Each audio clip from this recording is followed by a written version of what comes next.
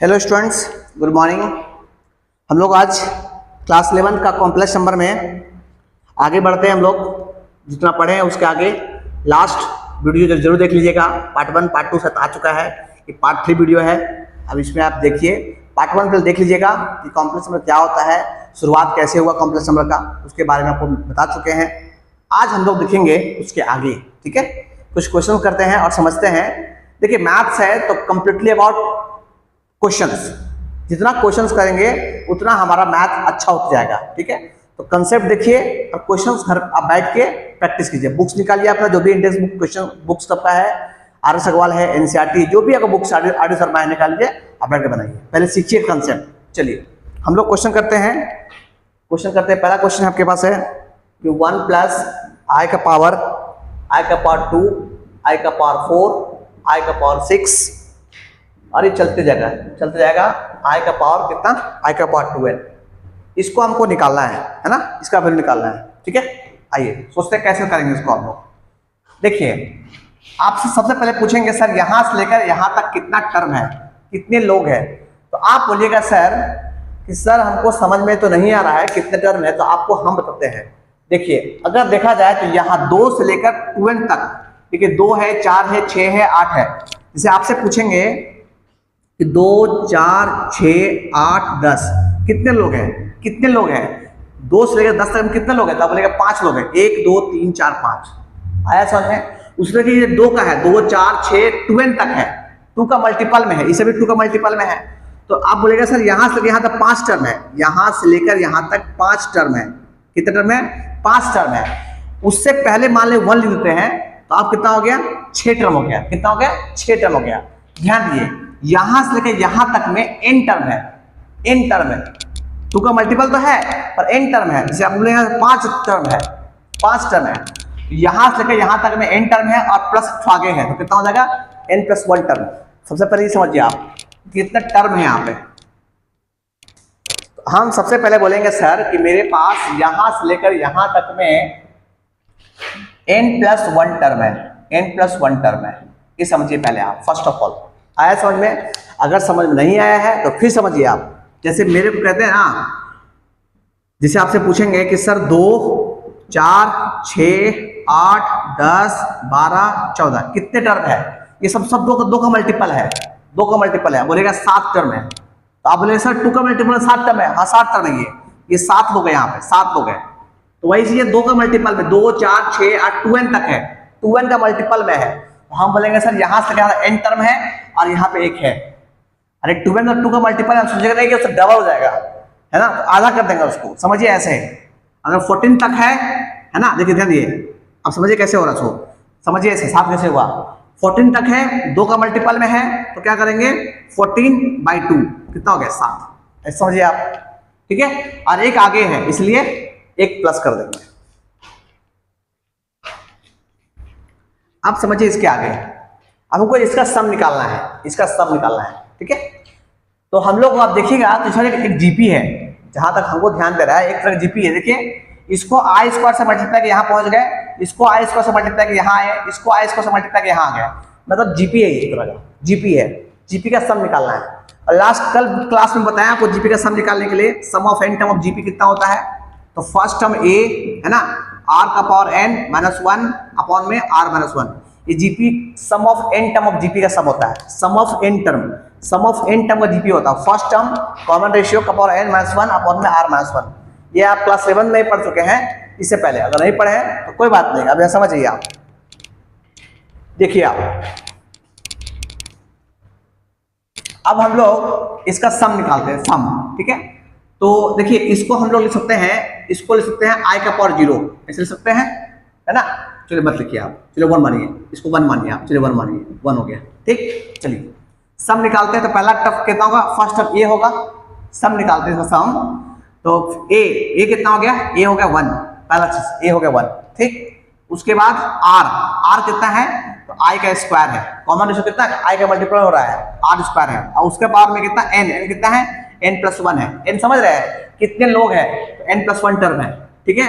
Minus का 1 upon में r मतलब i² - का 1। ये हो गया ऐसे पहले, ठीक। अच्छा, ये 1 तो खत्म को काम करेंगे, आई स्क्वायर मतलब होता है माइनस का 1, उसके पावर में हो गया कितना n प्लस 1 माइनस का 1 अपॉन में आई स्क्वायर मतलब माइनस 1 और दिस इज माइनस 1। सॉल्व करेंगे तो माइनस 1 का पावर कितना हो जाएगा n प्लस 1 माइनस का 1 अपॉन में माइनस का 2, ये हो गया। ठीक है, कोई दिक्कत किसी को? ठीक है, इतना हो गया। अब देखिए, अब मेरा आंसर जो है कंप्लीटली डिपेंड करेगा n पर, n कैसा है। तो हम इसको सॉल्व किए तो मेरा सम जो है, सम ऑफ n टर्म जो है आ गया है, वो कितना आ गया है, तो माइनस 1 का पावर n प्लस 1 माइनस का 1 अपॉन में माइनस का 2। ठीक है, अब एक काम कीजिए, माइनस 2 बाहर निकाल लिया, माइनस 2 को बाहर निकाल लिया आप, है ना, ऐसे निकालिए बाहर, ऐसे। तो आपको तो पता है कि माइनस का भी नीचे होता नहीं है, तो आप लिख दीजिए ऊपर -1/2, ये बाहर निकाल दिए। अब मेरा आंसर जो है कंप्लीटली डिपेंड करेगा n पे, n पे डिपेंड करेगा। अगर इफ n अगर आपका ऑड हुआ, ऑड समझते हैं, ऑड जैसे 1 3 5, अगर मान लें कि 3 लेते हैं, मान लें कि 3 लेते हैं, ऑड 3 प्लस 1 4, तो -1 का पावर 4 कितना होगा, इवन होगा। -1 का पावर 4 कितना होता है, minus minus minus minus plus हो गया, +1 -1 कितना होगा, 0 इंटू समथिंग 0।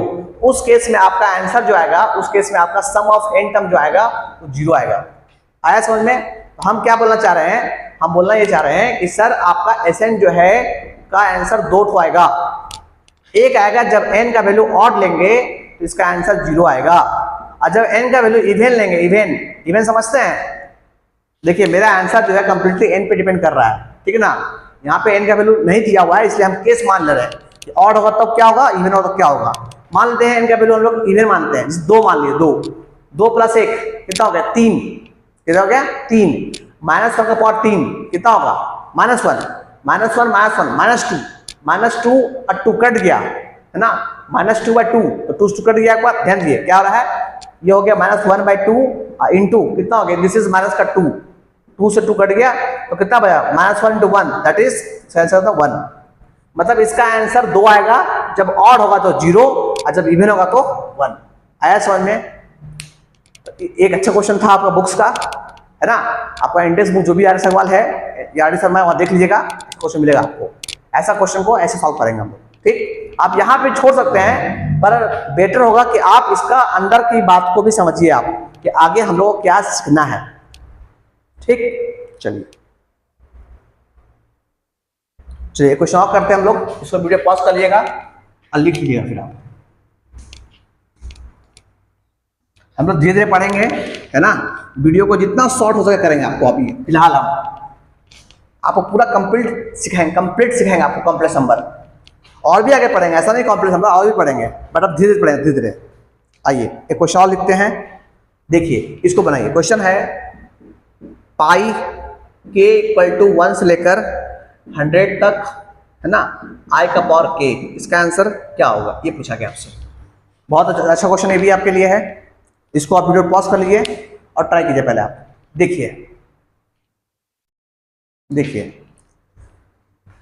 अगर आपको नहीं पता है, जिस तरह इसको बोलते हैं समेशन, है ना, उसी तरह से इसको बोलते हैं प्रोडक्ट।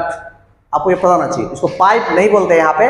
अगर आपका इंटरवल दिया हुआ है k = 1 से 100 तक, यहाँ ये काम करेगा प्रोडक्ट। यहाँ पे ये आपका समेशन हो गया, जिस तरह इसको आप समेशन बोलते हैं मैथ्स में, उस तरह इसको बोलते हैं प्रोडक्ट। क्या बोलते हैं, प्रोडक्ट, इसको बोलते हैं प्रोडक्ट, ठीक है। चलिए देखिए सॉल्व कैसे करेंगे इसको हम लोग। पहले इसको ओपन कीजिए, पहले सबसे पहले k का वैल्यू 1 लेंगे ना, तो i का पावर 1 सबसे पहले, फिर ये होगा प्रोडक्ट मतलब इनटू, फिर i का वैल्यू, k का वैल्यू, i तो i रहेगा, k का वैल्यू 1 से फिर 2 हो जाएगा, फिर इनटू i का पावर 3, फिर इनटू i का पावर 4, और चलते रहेगा इस तरह से। कहाँ तक जाएगा सर, i का पावर 100 तक जाएगा, सब इनटू में जाएगा। कहाँ तक, इनटू में। और आप ये पढ़े हैं क्लास 8 का मैथ्स में कि जब बेस सेम हो और सब मल्टीपल में हो तो पावर ऐड होता है। तो कितना हो जाएगा, i का पावर 1 + 2 + 3 + 4 + अप टू कहाँ तक, 100 तक। और आप ये भी पढ़े हैं, AP में पढ़े हैं, ये नेचुरल नंबर का सम है 1 से 100 तक, सम ऑफ नेचुरल नंबर जोड़िएगा। इसका होता है AP में 50-50, ये भी पता होना चाहिए आपको। Sum of 100, sum of natural number कितना होता है, 50-50। अब क्या करेंगे सर, i का पावर 50-50। अब सिंपली है, इसको डिवाइड मारिए आप 4 से। अगर आप डिवाइड मारिएगा, है ना, किसको किसको 50 को 50 को अगर 4 से डिवाइड कीजिएगा आप, तो एक बार में 4 या 1 0, 2 बार में 8, फिर 2 5, फिर 4 6 बार में 24, फिर 1 0, फिर 4 दूनी 8 8, फिर रिमाइंडर 2। मतलब हम इसको लिख सकते हैं, i का पावर में कितना 4 इंटू 1262, है ना, अब प्लस में रिमाइंडर 2। और हम सिखाएं कि जब भी रिमाइंडर 2 आएगा इसका आंसर कितना होगा, माइनस का 1। आया समझ में? ये आपको हम लास्ट क्लास के वीडियो में दिखा चुके हैं कि कैसे आगे बढ़ते हैं। अच्छा, अगर आपको दिक्कत हो रहा है कि सर ये कैसे निकालिए आप, तो ध्यान दीजिए, जैसे 1 2 ये हो गया आपका, इसका आंसर हो गया ना, बस सीखिए पहले। जैसे 1 2 3 4 से जोड़ना है, आपको जोड़ना है। मान लेते हैं इसको जोड़ना है कहाँ तक, मान लेते 5 जोड़ना है, तो इसको हाथ जोड़ लेंगे, है ना। अगर आपको फॉर्मूला जोड़ना है तो फॉर्मूला होता है n + 1/2। अब देखिए पहले हाथ जोड़िए पहले। 5 और 9, 9 और 3 कितना, 9 3 12, 14 और 1 15, ये हो गया 15। ये हाथ जोड़े 15 हो गया। अब देखते हैं फॉर्मूला से कितना होता है। n मतलब कितने नंबर है, 1 2 3 4 5, तो 5 5 + 1 6, अब बाई में 2 कट जाएगा, 3 बार में 5 3 15 15। आया समझ में? यही फॉर्मूला का अप्लाई करके हम लोग यहाँ पे n कितना 100 है, यही फॉर्मूला अप्लाई करके हम लोग ये 50 लाए हैं। और फिर i का पावर में इसको 4 का मल्टीपल अब प्लस रिमाइंडर का फॉर्म में लिख दिए हैं, और i का पावर में रिमाइंडर 2 का मतलब होता है -1, जो कि आपको लास्ट वीडियो में सिखा चुके हैं आपको हम। तो वहां से भी आप इसको सीख सकते हैं। अगर थोड़ा फास्ट बोल रहे होंगे तो थोड़ा समझने की कोशिश कीजिएगा, ठीक है। ये हो गया। अब हम लोग नेक्स्ट क्लास में इसके आगे पढ़ेंगे, ठीक है। Thank you.